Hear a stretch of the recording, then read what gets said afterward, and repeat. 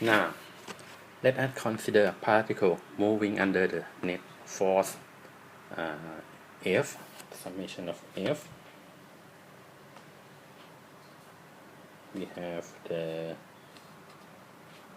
net force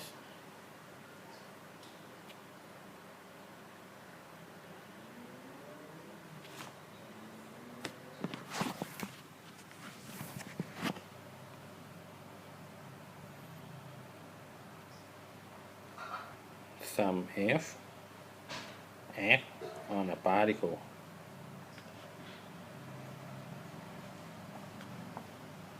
So, the momentum of this particle will change. And we know from the second law that is the net force must be equal to the rate of change of the momentum. Or if we write this in the differential form, we will have the dP is equal to the summation of F, or the net force, times the dt. This equation shows us the change of the momentum at the small time dt during the small time dt, and the cause of the change is the net force, the summation F. Now, if we want to calculate the change of the momentum during the time from Ti to Tf, or the time duration, delta T is equal to Tf minus Ti. The change of the momentum can be calculated from the integral delta P is equal to Pf minus Pi is equal to the integral of integral from Ti to Tf of the sum F dt. Okay, so this is the change of the momentum due to the net force sum F acting on the particle. Okay.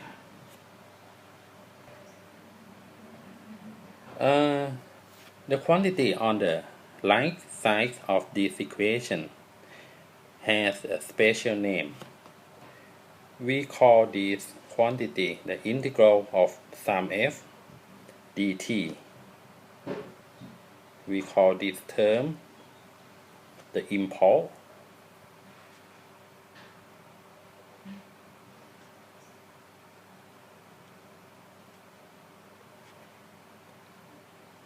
We call this term the impulse, and we use the symbol I to represent the impulse. So, from this definition, we can write down the relation between the impulse and the change of the momentum as the follow. The change in momentum of a particle is equal to the impulse of the net force acting on the particle. This relation, and we call this relation the impulse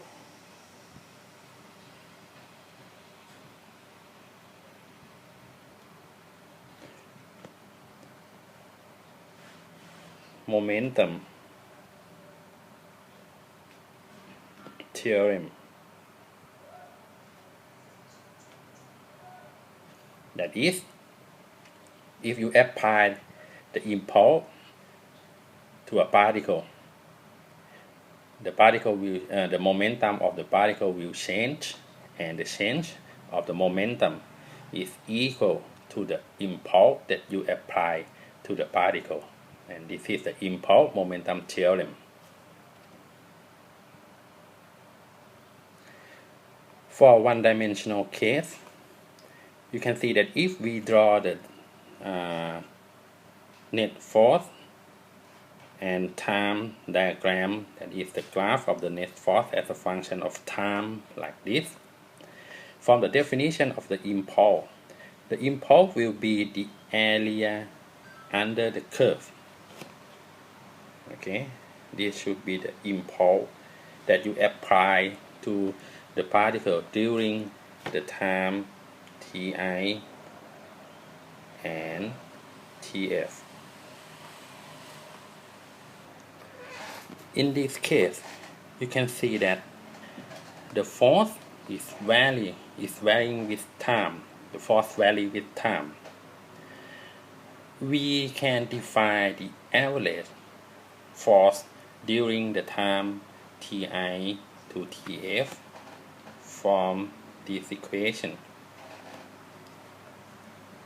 The average net force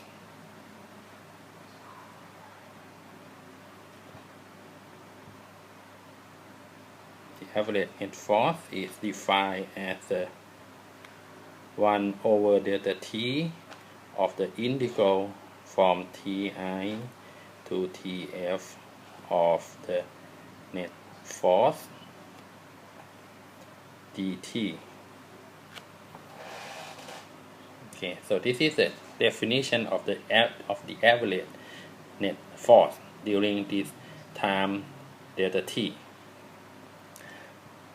But you can see that from the definition of the impulse, this is equal to the I over delta T. Okay, or we can write I is equal to the average net force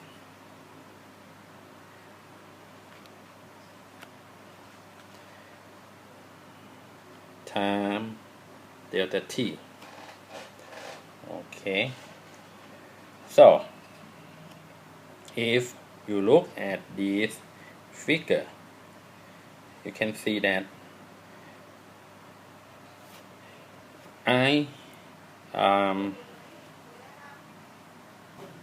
we can see that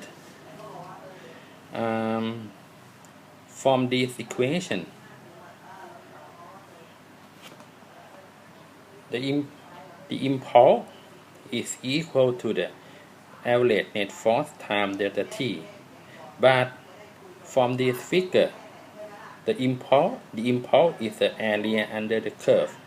So if the average net force is the force, we can say that it is a average constant force during the time Ti to Tf, that if you multiply this average net force to the time duration Tf minus Ti, the area under this rectangular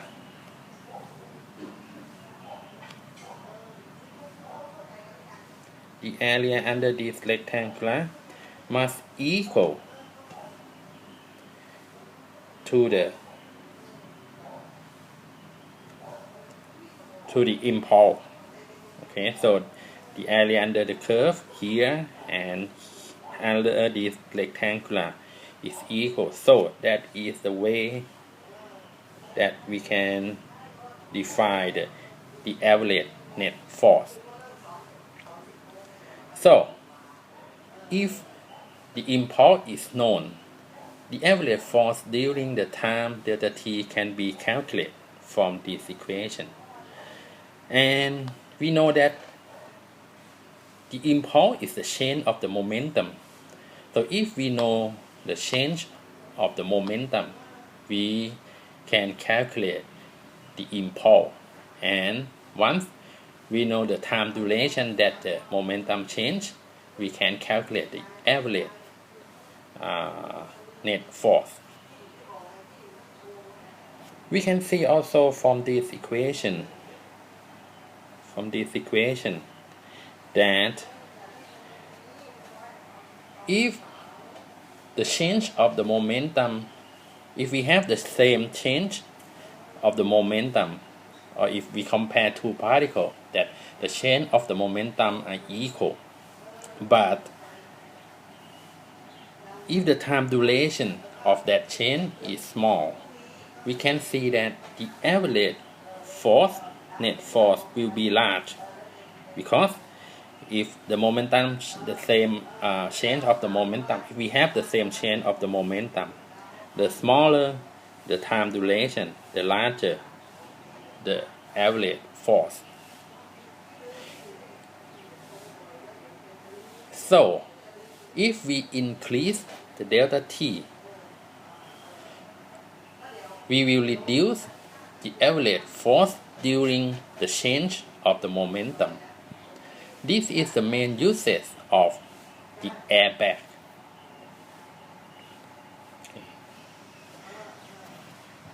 For the modern automobile, we usually have the airbag built inside, and this airbag will increase the time interval.